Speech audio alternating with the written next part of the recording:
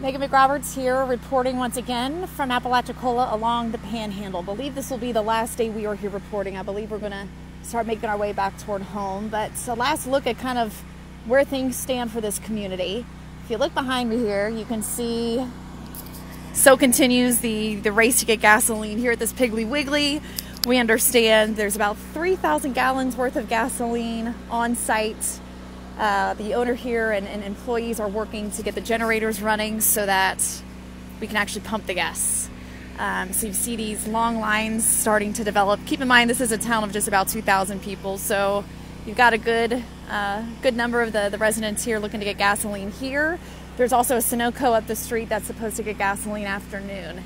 The owner here we can't even speak highly enough about. He's so nice. They don't have access to their credit card machine, so I think he's actually considering just giving away a good portion of his gasoline, knowing how important it is for people to be able to use their cars in a situation like this. When we don't have power, people are sitting in their cars just to get a break and get some air conditioning, to charge up their cell phones and computers, whatever else it is that they need. So getting a little bit of gasoline is essential. So we got about 3,000 gallons that this crowd here is going to have to try to divvy up, 4,000 maybe more on the way. And we're hopeful that there's going to continue to be a surge of gasoline supplies that make their way into town. Aside from this, we're looking around. The cleanup continues. The town is starting to look better and better by day. The thing that's interesting, though, is a lot of the damage might not be something that we can see. We're hearing that there's actually probably more water damage in some of these homes and buildings than we realize. I spoke with I believe the president or the director of the Chamber of Commerce here, and she said that they've got, thick mud still on their floor. She opened her desk drawers and water was just pouring out.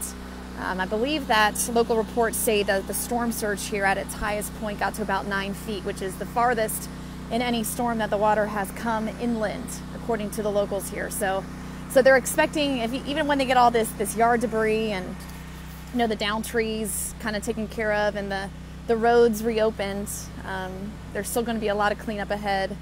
Of course, with the water damage, which is really most of the time even worse than any kind of wind damage. So once we get gasoline as well, after this, we're going to be heading over to Mexico Beach. Apparently the roads there are starting to open up. It's a little bit more passable and safer to get there. So we're going to try to get that way. Just knowing that obviously the further west we go from Apalachicola, the damage is getting worse. We really want to try to get a look at exactly what they're up against in Mexico Beach. And then I think we'll start to make our way back this evening. So we're going to keep you posted on anything else we find, anything of interest. And we're also trying to get updates on numbers as far as it comes to the amount of people that are unaccounted for or missing. Fortunately, here in Apalachicola, everyone's accounted for. This community overall feeling that they fared well, did much better than they were fearing they would. So we will hop back on here and give you another update as soon as we get over to Mexico Beach.